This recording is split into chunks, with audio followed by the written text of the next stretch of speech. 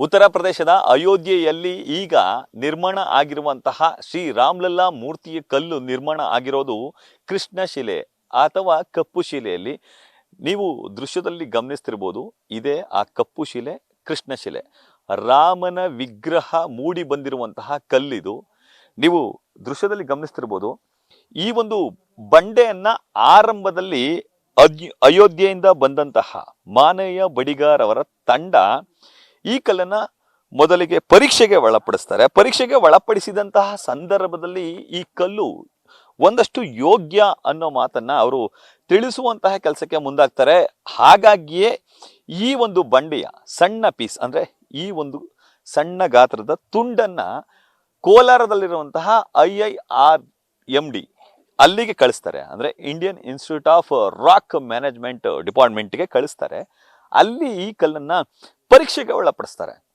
ಸಾಮಾನ್ಯವಾಗಿ ನೂರಾರು ಅಂದ್ರೆ ಸಾವಿರಾರು ವರ್ಷಗಳ ಕಾಲ ಇರುವಂತಹ ಕಲ್ಲು ಯಾವುದೇ ರಿಯಾಕ್ಷನ್ ಅನ್ನ ಮಾಡಬಾರ್ದು, ಅಂದ್ರೆ ಕರಗಬಾರ್ದು. ಆ ಕಾರಣಕ್ಕಾಗಿ ಆ ಕಲ್ಲು ಅದರ ಗುಣ ಲಕ್ಷಣಗಳನ್ನ ಕುರಿತಂತೆ IIRD ನಲ್ಲಿ ಸಾಕಷ್ಟು ಪರೀಕ್ಷೆಗೆ ಒಳಪಡಿಸ್ತಾರೆ.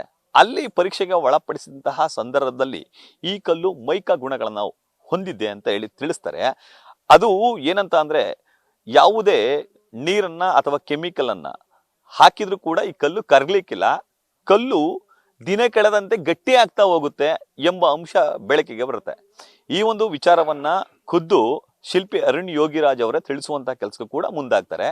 ಹಾಗಾಗಿ ಈ ಕಲ್ಲಿಗೆ ಪ್ರಸಾದ ವಿನಿಯೋಗ ನಿತ್ಯವೂ ಕೂಡ ಮಾಡಿದ್ರೆ, ಅಥವಾ ಇನ್ನಿತರ ಅಂದ್ರೆ ವಿಭೂತಿ ಹಚ್ಚುವುದಾಗ್ಬೋದು ಅಥವಾ ಕುಂಕುಮ ಹಚ್ಚುವುದಾಗ್ಬೋದು, ಎಳನೀರು ಅಭಿಷೇಕ ಸೇರಿದಂತೆ ದಿನವೂ ಕೂಡ ನೂರಾರು ಅಭಿಷೇಕಗಳನ್ನ ಮಾಡಿದ್ರು ಕೂಡ ಸಿಕ್ಕಿಲ್ಲ, ಯಾವುದು ಕೂಡ ಹಾಳಾಗ್ಲಿಕ್ಕಿಲ್ಲ. ಅದರ ರೂಪು ರೇಷೆಗಳೇನಿದೆ ಅದೇ ರೀತಿ ಇರುತ್ತೆ ಎಂಬ ಅಂಶಗಳನ್ನ ಹೇಳುವಂತ ಕೆಲಸಕ್ಕೆ ಮುಂದಾಗ್ತಾರೆ.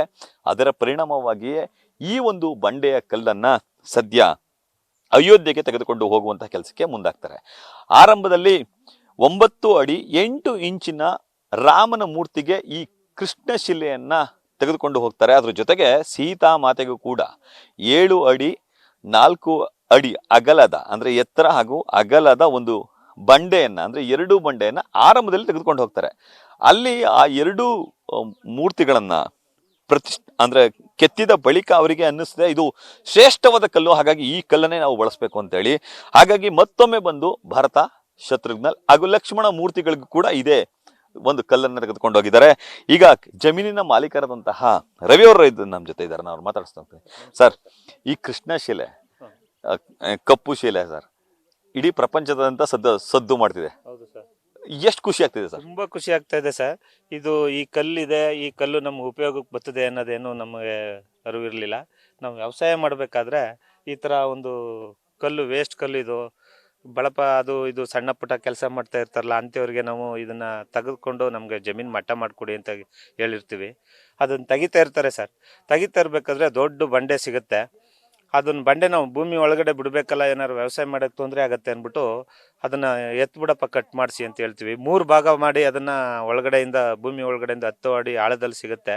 ಆ ದಪ್ಪ ಬಂಡೆನ 3 ಭಾಗ ಮಾಡಿ ಎತ್ತಿ ಹೊರಗಡೆ ಹಾಕ್ತಾರೆ ಸರ್. ಆ ಟೈಮಲ್ಲಿ ಹೊರಗಡೆ ಹಾಕ್ಸಿರ್ತೀವಿ. ಈಗ ಮಾನಯ್ಯ ಬಡಿಗರನವರು ಈಗ ಕಲ್ಲನ್ನು ಹುಡುಕ್ತಾ ಇದ್ದೀವಿ, ನಮಗೆ ರಾಮ ವಿಗ್ರಹಕ್ಕೆ ಕಲ್ಲು ಬೇಕು ಅಂತ ಹೇಳ್ತಾರೆ. ಹಾಗಾಗಿ ಈ ನಮ್ಮ ಶ್ರೀನಿವಾಸನ್ ಅವರೊಬ್ರಿಗೆ ನಾವು ಹೇಳಿರ್ತೀವಿ, ಅವರು ಇಂಥವ್ರು ನಮ್ಮಲ್ಲಿ ಕಲ್ಲಿದೆ, ಬಂದು ನೋಡಿ, ನಿಮಗೆ ಉಪಯೋಗ ಆಯ್ತದೆ ಅಂದ್ರೆ ಅದನ್ನ ನೀವು ನೋಡ್ಬೋದು, ನೋಡಕ್ಕೆ ಬಂದು ನೋಡಿ, ನಿಮ್ಗೆ ಉಪಯೋಗ ಆದ್ರೆ ತಗೊಂಡೋಗಿರಿ ಅಂತ ಹೇಳಿರ್ತಾರೆ. ಆರಂಭದಲ್ಲಿ ನಿಮ್ ಜಮೀನಲ್ಲಿ ಕಲ್ ಸಿಕ್ತಾಗ ಏನೋ ಬೇಸರ ವ್ಯಕ್ತಪಡಿಸಿದ್ರಂತೆ ಸರ್? ಹೌದು ಸರ್, ಇಷ್ಟೊಂದು ದೊಡ್ಡ ಕಲ್ಲು ಇದೆಯಲ್ಲ, ವ್ಯವಸಾಯ ಮಾಡಕ್ಕೆಲ್ಲ ಏನು ಗಿಡಗಳೆಲ್ಲ ಹಾಕಿದ್ವಿ, ಅಲ್ಲಿ ಗಿಡಗಳೆಲ್ಲ ಬದುಕ್ತಿರ್ಲಿಲ್ಲ. ಕೆಳಗಡೆ ಕಲ್ಲಿರೋದ್ರಿಂದ ಯಾವುದೇ ಬೆಳೆಸು ಸರಿಯಾಗಿ ಆಗ್ತಾ ಇರ್ಲಿಲ್ಲ. ಹಂಗಾಗಿ ಅದನ್ನ ನಾವು ತಗ್ಸೋಣ ಅಂತ ಪ್ರಯತ್ನ ಪಟ್ವಿ ಸರ್. ಈಗ ನಿಮ್ದೇ ಜಮೀನಿನ ಕಲ್ಲು ರಾಮ ಆಗಿ ಅರಳಿದಾನೆ ಸರ್. ಅಯ್ಯೋ, ತುಂಬಾ ಖುಷಿ ಆಗ್ತಾ ಇದೆ ಸರ್. ತುಂಬಾ ದೇಶಾದ್ಯಂತ ಇಷ್ಟಪಟ್ಟಂತ ರಾಮ ಮಂದಿರಕ್ಕೆ, ಅದು ನಮ್ಮ ಊರಿಂದ ಆರುವಳ್ಳಿ ಗ್ರಾಮದ ನಮ್ಮ ಜಮೀನಿಂದ ಕಲ್ಲು ಹೋಗಿ ಅಲ್ಲಿ ವಿಗ್ರಹ ಆಗಿದೆ ಅಂದ್ರೆ, ಈಗ ಎಲ್ಲರೂ ಏನಂತ ಇದ್ದಾರೆ ಅಂದ್ರೆ, ರಾಮ ಅಲ್ಲಲ್ಲ ಇಲ್ಲೇ ಹುಟ್ಟಿದಾನೆ, ಇಲ್ಲಿ ಹುಟ್ಟಿ ವಿಗ್ರಹ ಆಗಿ ಅಲ್ಲಿ ನಿಂತವನೆ ಅಂತ ಹೇಳಿದ್ದಾರೆ. ಹಂಗಾಗಿ ನಮ್ಮ ಇಡೀ ಊರು, ನಮ್ಮ ಅಕ್ಕಪಕ್ಕದ ಊರು ಗುಜ್ಜೇಗೌಡಪುರ ಮತ್ತೆ ಆರುವಳ್ಳಿ ಎಲ್ಲರೂ ತುಂಬಾ ಖುಷಿ ಪಟ್ಟಿದ್ದಾರೆ.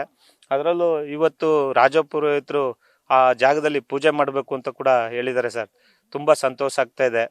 ಅದರಲ್ಲೂ ನಮ್ಮ ದೇವರ ಒಂದು ತೇರು ಇವತ್ತು ಬೆಳಗ್ಗೆ ರಂಗಪ್ಪನ ತೇರಿನ ದಿನ ನಮಗೆ ಅದೊಂದು ಖುಷಿ ಇದೆ. ನಮ್ಮ ಭೂಮಿಲಿ ನಮ್ಮ ದೇವರು ಒಕ್ಕಲಾಗಿದ್ದು ಅವತ್ತು ಇದು ಪೂಜೆನೂ ನಡೀತಾ ಇದೆ ಅನ್ನೋದು ತುಂಬಾ ಖುಷಿ ಆಗ್ತಾ ಇದೆ. ಈಗ ಪೂಜೆ ಪುನಸ್ಕಾರಗಳೆಲ್ಲ ನಡೀತಿದೆ ಸರ್, ಹೌದು, ದೈವಿ ಸ್ಥಳ ಆಗ್ತಿದೆ, ದೈವ ಸ್ಥಳ ಆಗ್ತಾ ಇದೆ.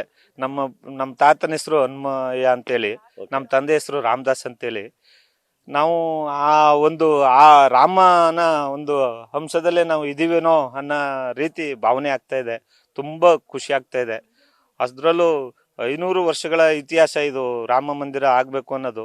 ಅದರಲ್ಲಿ ರಾಮ ವಿಗ್ರಹ ನಮ್ಮ ಕರ್ನಾಟಕದ, ಅದರಲ್ಲೂ ಮೈಸೂರು ಆರೋಹಳ್ಳಿ ಗ್ರಾಮದ ನಮ್ಮ ಜಮೀನಿದು ಹೋಗಿ ವಿಗ್ರಹ ಆಗಿದೆ ಅಂತ ಅಂದಾಗ ತುಂಬ ಖುಷಿ ಆಗ್ತಾಯಿದೆ. ಅದರಲ್ಲೂ ಕನ್ನಡಿಗರೇ ಅರುಣ್ ರಾಜು ಯೋಗಿ ಅವರು ಆ ವಿಗ್ರಹವನ್ನು ಕೆತ್ತಿದ್ದಾರೆ, ರಾಮಲಲ್ಲ ವಿಗ್ರಹನ. ಅದು ತುಂಬ ಎಲ್ಲ ಗುರುಗಳು ಈ ಮೂರ್ತಿನೇ ಆಯ್ಕೆ ಮಾಡಿರೋದು ಇನ್ನೂ ಖುಷಿ ಆಗ್ತಾ ಇದೆ ಸರ್, ತುಂಬ ಖುಷಿ ಆಗ್ತಾ ಇದೆ. Thank you. ಇದಿಷ್ಟು ಜಮೀನಿನ ಮಾಲೀಕರಾದಂತಹ ರವಿಯವರ ಮಾತುಗಳು.